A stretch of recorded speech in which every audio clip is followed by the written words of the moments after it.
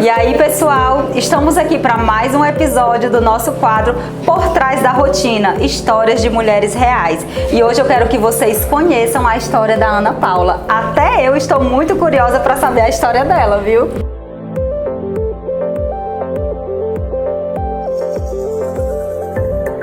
Conta aí, Ana Paula, como é que foi toda a tua trajetória até chegar a essa mulher empreendedora, a essa mulher que é admirada, que é conhecida por muitos aqui em Jijoca de Jericoacoara? Eu sempre tive o desejo de ser algo que estivesse entre a medicina e a própria biologia. Então, nessa busca aí, eu encontrei a biomedicina. Fui estudar fora com 17 anos, algo que não é fácil, morar sozinha, né? Logo em seguida, meu atual esposo foi morar comigo, pediu permissão ao meu pai e fomos morar juntos. A minha primeira filha, que hoje tem 11 anos, nasceu no último semestre da faculdade, naquele semestre em que já temos medo naturalmente por conta do TCC, né? E por conta do nascimento dela, das dificuldades, apesar de eu receber uma ajuda dos meus pais, morar fora tem um custo muito alto. E ser estudante requer um investimento, né? Por mais que você não se dê tudo, mas só mesmo para custear o estudo tem um custo alto tudo isso, principalmente quando se está fora. Então não foi um período fácil. Eu tenho orgulho de dizer que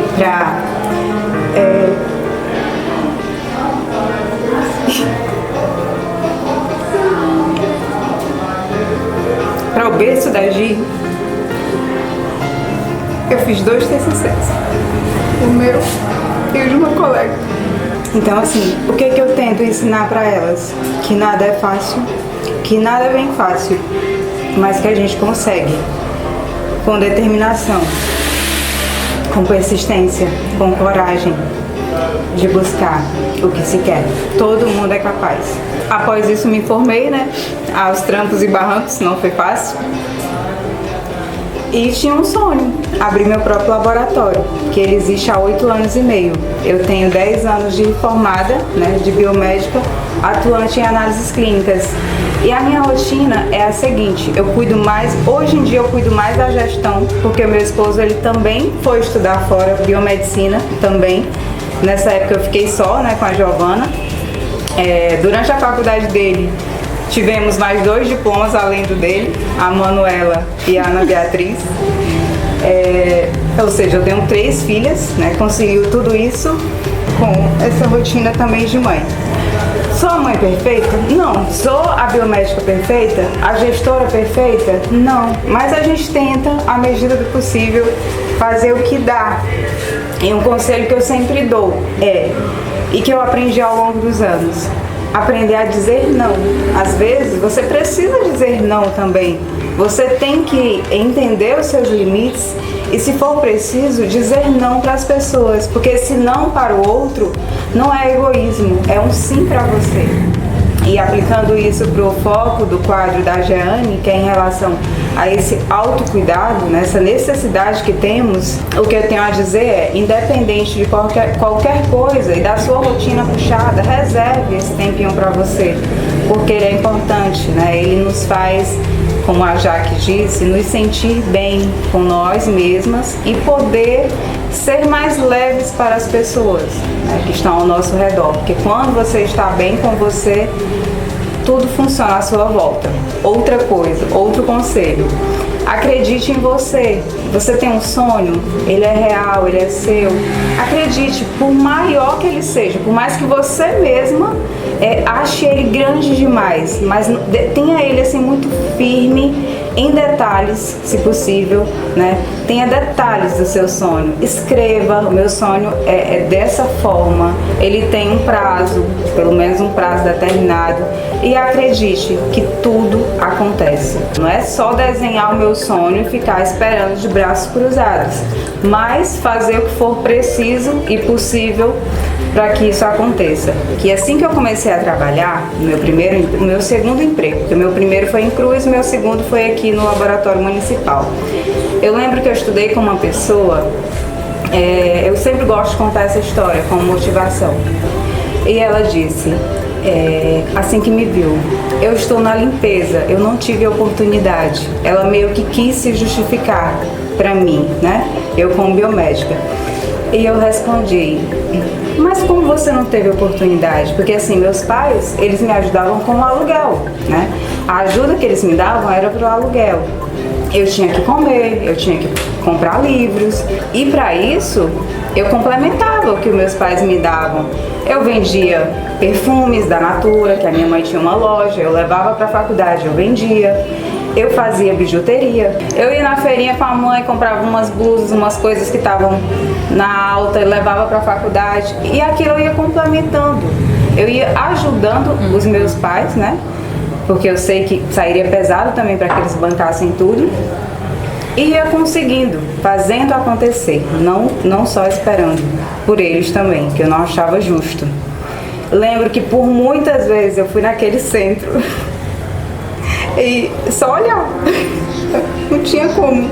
Não tinha como comprar, né? Ainda era algo que financeiramente naquela época para você não tinha como. Mas a gente vê em você uma mulher que vislumbrou aquilo ali, que não desistiu de você e que você transformou a dificuldade em uma escada para você ser hoje quem você é.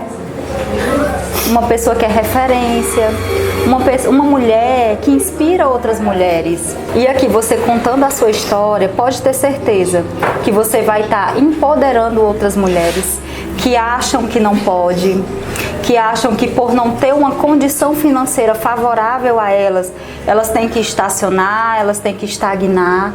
E você está aí contando a sua história e mostrando a dificuldade que você passou, o caminho que você percorreu. E dentro dessa dificuldade, o que você fez com cada pedrinha e que você construiu o que você tem hoje. O meu esposo, hoje ele é biomédico, mas nessa época ele tinha mestrado na área de agronomia. Só que nessa época ele tinha terminado o mestrado, né? E ele estava sem trabalhar. E ele recebeu um convite para trabalhar numa peixaria de uma colega minha, que estudava comigo. Esse trabalho ele fazia de 4 às 18. Quando ele chegava, ele ficava com a Giovana para que eu pudesse ir para a faculdade. Logo em seguida a isso, ele conseguiu algo na área educacional, né? E as coisas foram melhores em termos financeiros, mas por algumas vezes, pela ausência dele que foi no Baixo Acaraú, eu tive que levar a Giovana para a faculdade, inclusive para aulas práticas que nem se pode, né, entrar em laboratório, eu tive que levar a Giovana. E até brinco que ela nasceu dentro do laboratório, né, literalmente.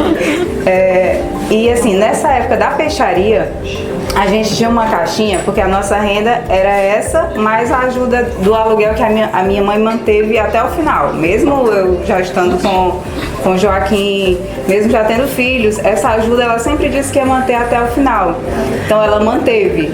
A gente colocava esse valor, que era simbólico, que realmente só custeava o aluguel, né?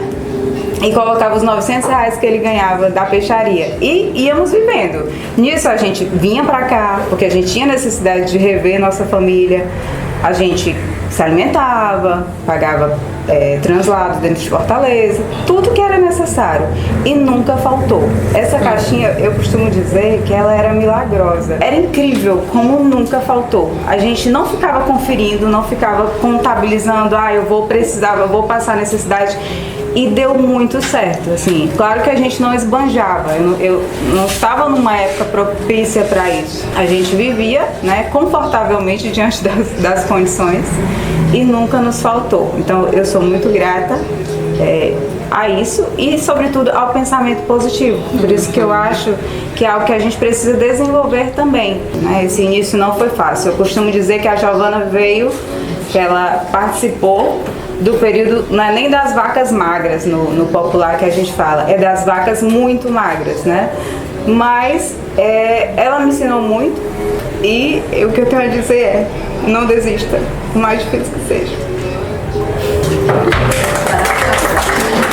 É linda, viu? diante de toda essa rotina puxada que é o laboratório, a responsabilidade que é, a gente ainda tem as 3 meninas para levar para a escola, para levar para inglês, para tentar dar atenção, que às vezes não é fácil. A gente às vezes não tem nem sequer ânimo. Você está tão cansado que você não tem ânimo, né? Tem a academia que a gente ainda tenta fazer em meio a tudo isso também, por questões de saúde, tanto física quanto emocional, porque nos traz também, a atividade física nos traz esse bem-estar, uma vez que é comprovado que há a liberação de hormônios importantes, né? Hormônios do bem-estar. E também no sentido do emocional, porque você fica bem com você mesma, tudo flui, né? Tudo fica mais fácil. E em meio a tudo isso, ainda consegue um tempinho para fazer estética. A gente foge e vai lá na Jane. É o meu momento, vou desfrutar, porque lá a gente consegue realmente ser cuidado, que é algo muito bom. Ser cuidado, tem coisa melhor do que ser cuidado? Não. Então é importante também para o emocional. A nossa história é antiga, ela veio trabalhar no bioanálise, né? Graças a Deus se desenvolveu aí na estética, me abandonou na parte da prevenção ginecológica, mas tivemos assim esse convívio direto também. Sim. E ela sempre diz, eu preciso repetir essas palavras dela, que o laboratório bioanálise é o melhor da região. Essas palavras são de Jeane e eu preciso repetir, né? E reforçar que é mesmo. Podem confiar. E eu quero aproveitar para lhe agradecer pela oportunidade que você me deu. Ai, não é pra me chorar, não. A entrevista não é comigo, é com elas. Porque assim, o primeiro negócio que eu pensei em colocar aqui na cidade, que foi na área mesmo da saúde da mulher, então eu fui com a cara e com a coragem pedir oportunidade para ela. E assim, ela ter acolhido. Na época nem tinha esse serviço, né? Então assim, foi algo muito novo e que ela teve o olhar diferenciado para acolher e para entender que ia ser um serviço bom, um serviço necessário, e ela ter acreditado em mim enquanto profissional. Eu só saí do bioanálise porque realmente eu não tinha mais como não tinha mais como conciliar as duas coisas, mas que é uma pessoa que eu sou muito grata pela oportunidade. Fico grata de ver esse seu agradecimento, né? Isso só me engrandece também.